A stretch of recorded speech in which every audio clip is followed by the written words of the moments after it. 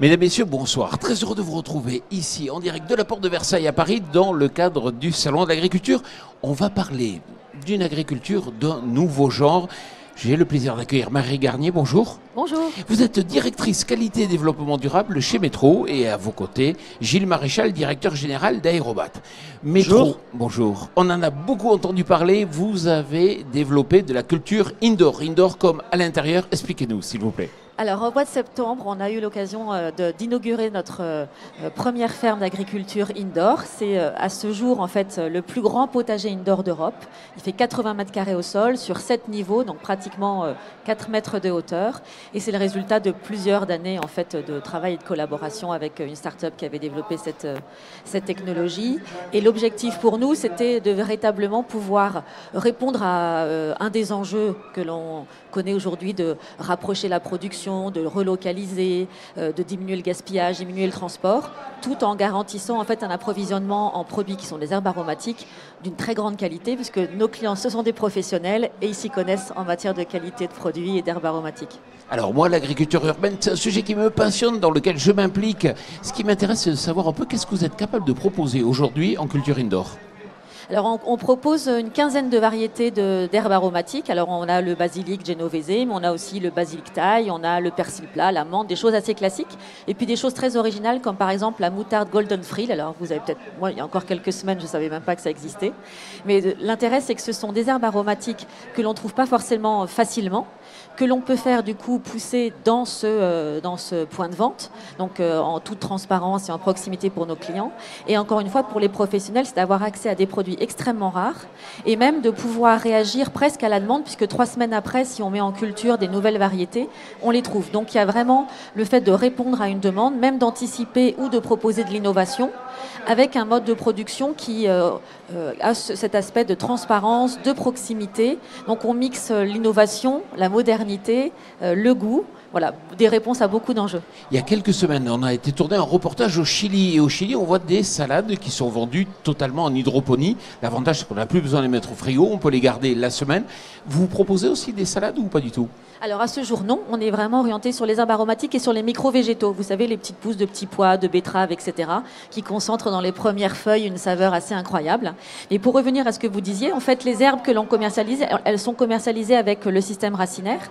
Et dans les bénéfices, il y a aussi une durée de conservation qui est bien plus longue.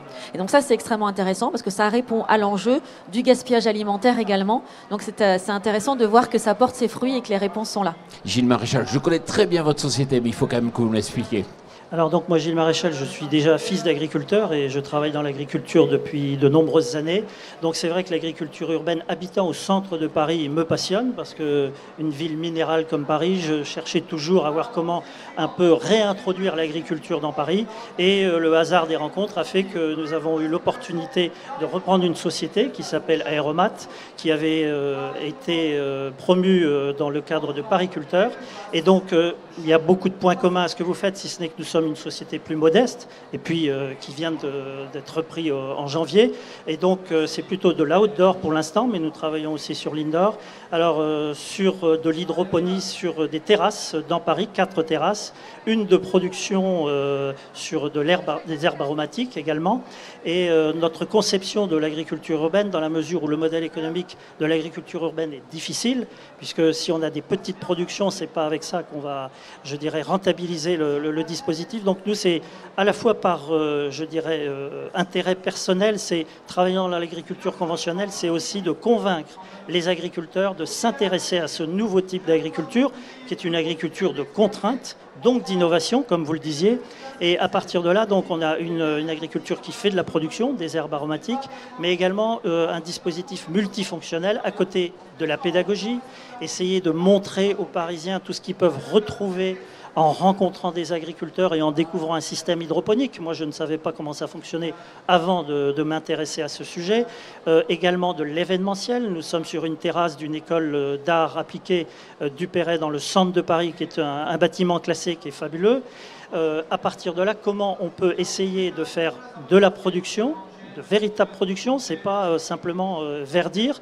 Et puis en même temps, faire venir des chefs, par exemple pour faire je dirais des repas avec un potager qu'on appelle un potager mobile, par exemple sous la forme d'un Tetris multicolore, parce qu'on veut mettre dans cette agriculture urbaine aussi de l'esthétique.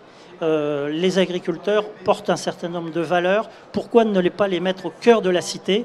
Donc c'est un peu tout ça qui nous anime. Et enfin, nous travaillons sur un nouveau concept. On aura peut-être l'occasion d'en parler après. C'est le concept de... Alors c'est le concept Room Garden. Je le disais, une agriculture de contrainte. Certaines sociétés nous disent « je n'ai pas de toit, comment puis-je faire ?» Donc vous avez une solution. Effectivement, c'est en indoor. Alors nous, on lance un nouveau dispositif, un nouveau concept qui s'appelle Room Garden. C'est la nouvelle pièce, pour l'instant, je dirais des halls d'accueil de sociétés qui consistent à prendre en compte le fait que les salariés réclament de plus en plus un bien-être, du sens dans leur travail. Et à partir de là, qu'est-ce qu'on peut leur offrir? Eh bien, c'est une nouvelle pièce qui participe à une nouvelle image moderne. La certification WELL aussi, donc le bien-être des salariés, les intéresser plutôt que les emmener dans un terrain et jouer avec des balles de peinture, ben là on leur fait mettre les mains dans la terre. Donc une pièce qui est productive, qui est esthétique et qui a l'ambition à la fois de pouvoir être modulable sur faire des réunions dans cette salle, participer, je l'ai dit, à l'image de la société, faire du sport, faire du yoga, faire des salles de réunion. Et donc, on est sur de la production hydroponique aussi. Et puis, avec une certaine transparence, bien sûr, encore une fois, un aspect esthétique qui est loin d'être négligeable. Donc, on est à l'aube de ce nouveau concept. Ambitieux, créer une pièce. Il n'y en a pas quand même tous les ans, tous les 10 ans, voire tous les siècles. La dernière, c'était la salle de bain en 1500 et quelques, non? Eh bien, rien n'est impossible. Pourquoi ne pas? Il faut rêver. Hein. Je crois que c'est Saint-Exupéry qui disait que rien n'était impossible à partir du moment où on le concevait. Bon, ben, je crois que nous, ça fait 2-3 ans qu'on travaille là-dessus. On sent qu'on arrive à un moment, à une cristallisation des aspirations à la fois des sociétés, des entreprises et le grand public qui réclame du vert, mais au lieu de lui amener simplement de la végétalisation, on va lui amener du sens, on va lui amener des produits, on va lui ramener des produits qui racontent une histoire et, comme vous le disiez, qui ont du goût. Marie Garnier, vous avez parlé de Nanterre, est-ce que vous allez le généraliser ? Est-ce que vous allez le généraliser à tous vos magasins? Alors écoutez, là, on a démarré en septembre, on s'est donné un an pour véritablement aussi apprendre. Là, on est déjà en train de faire évoluer les variétés, par exemple. On avait commencé sur des variétés assez classiques, la ciboulette, le persil, etc. Et on se dit finalement, c'est peut-être dommage. On doit pouvoir avoir des variétés beaucoup plus originales. Je vous parlais de cette fameuse moutarde, mais aussi des variétés de cresson, de pouvoir aussi d'avoir une diversité d'offres. Donc on est encore en train d'ajuster ça, de pouvoir en discussion avec nos clients professionnels savoir qu'est-ce qui est vraiment important pour eux, qu'est-ce qu'ils voudraient qu'on fasse. Et quand on aura peut-être entre guillemets fait le tour, on aura un concept qui sera complètement établi, et bien on pourra à ce moment-là l'élargir. Et sans doute il sera jamais le même en fonction de là où on sera, parce que c'est l'intérêt de cette agriculture-là, c'est qu'elle est flexible et qu'elle permet d'apporter des réponses aux enjeux locaux, et ce ne sont pas les mêmes lorsqu'on est en ville, donc Nanterre, on est quand même dans une agglomération, ou lorsqu'on va se retrouver plutôt en zone périurbaine ou plutôt davantage en zone de campagne. Et est-ce que vos clients, les restaurateurs, sont prêts à payer plus cher pour cela? Alors en fait, le prix, il n'est pas très différent. Je crois qu'ils voient la différence parce que d'abord le produit, on en parlait, se conserve plus longtemps, donc ils ne le perdent pas. Parce que finalement, acheter moins cher quelque chose qu'on jette, c'est l'acheter plus cher. Et puis, encore une fois, on a eu vraiment beaucoup de retours sur la qualité du produit. Alors, il y a l'aspect saveur qui est extrêmement présent. J'aurais dû vous amener du basilic. Dès qu'on sent ce basilic, on a envie de manger les tomates qui vont avec. Alors, c'est pas la saison des tomates, mais en tout cas, on pourrait se faire un pesto. Et puis... il y a aussi la texture. Et ça, c'était extrêmement intéressant lorsque l'on a fait en fait goûter, déguster ces herbes à nos clients. Ils nous ont dit c'est extraordinaire parce que en même temps les feuilles restent extrêmement tendres, croquantes, et on peut aussi imaginer d'autres recettes, d'autres façons de les utiliser. Et également, d'autres me disaient c'est intéressant parce qu'on peut choisir presque notre stade de maturité. Le basilic, je peux le prendre quand j'ai la grande feuille, mais pourquoi vous pourriez le récolter pour moi un petit peu plus tôt?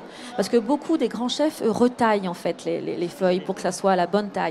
Alors il dit on pourrait finalement, moi je pourrais vous demander de le récolter un peu plus tôt et j'aurai exactement la bonne taille. Donc c'est ce qui est extrêmement intéressant, c'est qu'il y a un enjeu sur l'agriculture urbaine, sur cette relocalisation. On a vraiment le goût qui est présent, mais dans tous les services ou l'innovation qu'on peut apporter, il y a aussi cette possibilité de pouvoir avoir entre le micro-végétal et le végétal mature des stades différents qui répondent vraiment à des besoins, à des envies, à des attentes, et d'aider l'innovation chez nos clients et de vraiment être des partenaires de cette façon-là. Aéromat, c'est aussi de l'indoor. Vous travaillez cette question? Alors effectivement, en tout cas, on a comme projet, notamment sur le site de la RATP, de travailler en indoor sur des herbes aromatiques. Bon, on est en phase expérimentale, mais l'objectif, c'est vraiment d'être présent aussi sur ce créneau-là, parce que je crois qu'il y a de la place pour tout le monde.